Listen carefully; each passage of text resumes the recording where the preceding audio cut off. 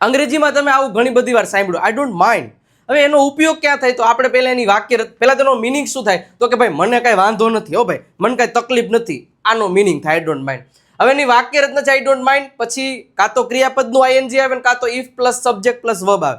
હવે એનું સેન્ટેન્સ બને કઈ રીતે? બે અલગ અલગ રીતે. પહેલી સ્ટ્રક્ચર જોઈ લે કે આઈ ડોન્ટ માઇન્ડ પ્લસ આઈએનજી વાળું રૂપ ક્યારે વપરાય? તો કે જ્યારે તમે કંઈક એક્ટિવિટી કરવા માટે તૈયાર હો, એમાં તમને કાંઈ વાંધો ન હોય, તો ત્યારે તમે આ વાક્ય રચનાનો ઉપયોગ કરી શકો. જેમ કે મને રાહ જોવામાં કંઈ વાંધો નથી, તો I don't mind waiting.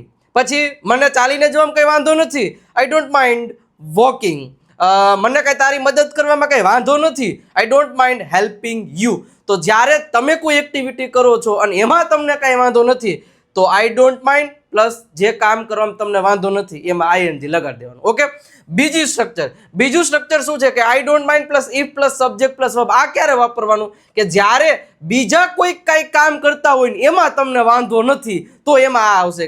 For example, તું આવે તો પણ એમાં મને કાંઈ વાંધો નથી, I don't mind if you come.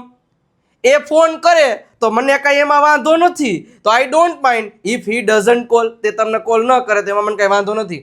એ અહીં બેસે તો પણ એમાં મને કાંઈ વાંધો નથી, તો I don't mind if she sits here. તો આ રીતે આ દરેક પ્રકારની વાક્ય રચનાઓથી આઈ ડોન્ટ માઇન્ડનો ઉપયોગ કરવામાં આવે છે. વિડીયો ગમ્યો હોય તો લાઈક કરી દેજો અને કોમેન્ટમાં લાલ કલરનું હાર્ટ મૂકી દેવાનું છે.